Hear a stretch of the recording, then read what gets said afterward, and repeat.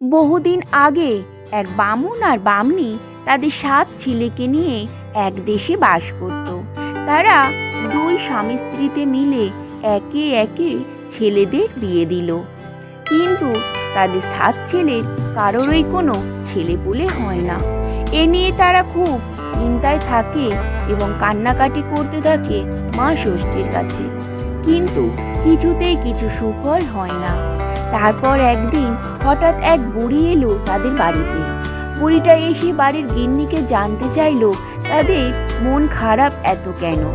উত্তরে গিন্নি বলল যে তাদের ৭ ছেলের বিয়ে হয়েছে অনেক দিন, ৭ বউ সব দিক দিয়ে ভালো, তবুও তাদের মন খারাপ কারণ তাদের ৭ ভাইয়ের কোনো সন্তান হয়নি। কি করলে তাদের সন্তান হবে, এই চিন্তাতেই তাদের মন খারাপ। সব কথা শুনে বুড়িটা গিন্নিকে বলল যে তারা যদি সবাই মিলে মাঘ মাসের শুক্লপক্ষের ষষ্ঠীর দিন মা ষষ্ঠীর পূজা দেয় তাহলে তাদের চিন্তা দূর হবে। এই কথা শুনে গিন্নি তার কাছ থেকে পুজোর নিয়ম জানতে চাইল এবং সেই বুড়িটাও সব নিয়ম বলে দিল। সে বলল যে আগের দিন শিল জাগাতে হয়, শিলের সারাটা গায়ে হলুদে ছাপিয়ে নেওয়া ন্যাকড়া চাপা দিয়ে ৬টি সিঁদুর ৬টি শ্বেত চন্দনের ফোঁটা দিতে হবে। তারপর শিলের কোলে নোড়া দিতে হবে।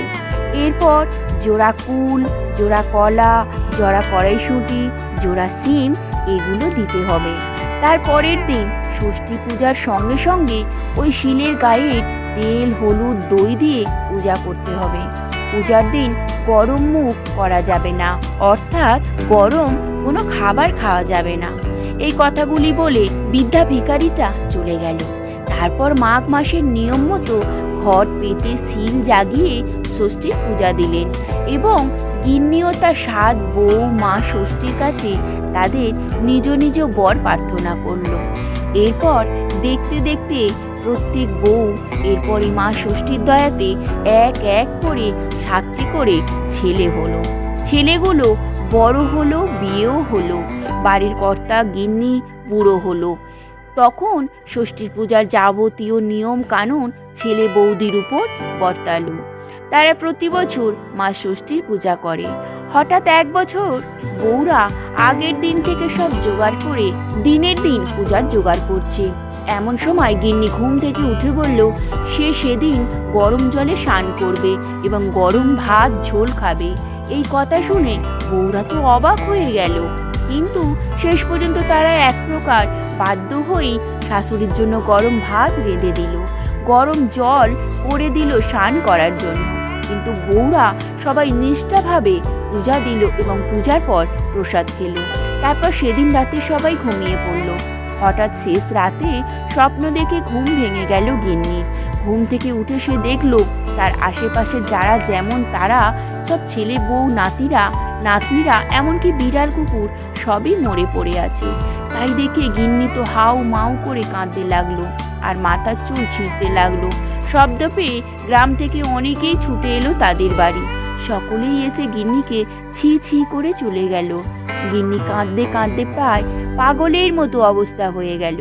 তার আগের দিনের ব্যবহারের জন্য মনে মনে অনুতপ্ত হলো, ক্ষমা চাইল মা ষষ্ঠীর কাছে আগের দিন গরম খাবার খাবার জন্য। তার অনেক কান্নাকাটির পর শেষ পর্যন্ত মা ষষ্ঠীর দয়া হলো। তিনি শেষ পর্যন্ত এলেন সেই গিন্নির কাছে, দোষারোপ করলেন আগের দিনে তার ব্যবহার জন্য। তখন গিন্নি তার থেকে তার আশেপাশে সকলে বেঁচে ওঠার উপায় জানতে চাইল এবং আগের দিনের ব্যবহারের জন্য আবারও ক্ষমা চাইল। তখন মা ষষ্ঠী বললেন একটাই মাত্র উপায় আছে, সেটা হলো সে যদি শিলের গায়ে লেগে থাকা তেল হলুদ দই দিয়ে প্রথমে বিড়াল তারপর কুকুর এইভাবে একের পর একের কপালে ফোঁটা দেয় এবং হলুদ দইয়ে ছোপানো চুড়ি যদি সে তার ছেলে বউ নাতি নাতনি সকলের হাতে বেঁধে দেয় তাহলে সকলে আবার বেঁচে উঠবে। এই বলে মা ষষ্ঠী চলে গেলেন। তারপর গিন্নি মা ষষ্ঠীর কথা মতো সব কিছু করলো। তারপর সবাই বেঁচে উঠল। তারা কেউ জানতো না যে তারা মারা গেছিল। তারা সবাই ভাবছিল যে তারা যেন ঘুম থেকে উঠল, কিন্তু তারপর তারা আসল কথা গিন্নির থেকে শুনলো। সবাই একটু রাগারাগি করে, তারপর ধুমধাম করে মা ষষ্ঠীর পূজা দিল। তারপর আবার তারা বছর বছর মা ষষ্ঠীর শীতল ষষ্ঠী পূজা করতে লাগলো। এইভাবে এই পূজা ছড়িয়ে পড়ল। ব্রত ফল হলো, যে সমস্ত রমণীগণ এই ব্রত পালন করে তাদেরকে কোনো দুঃখ গ্রাস করতে পারে না, সুখে শান্তিতে তারা বাঁচতে পারে।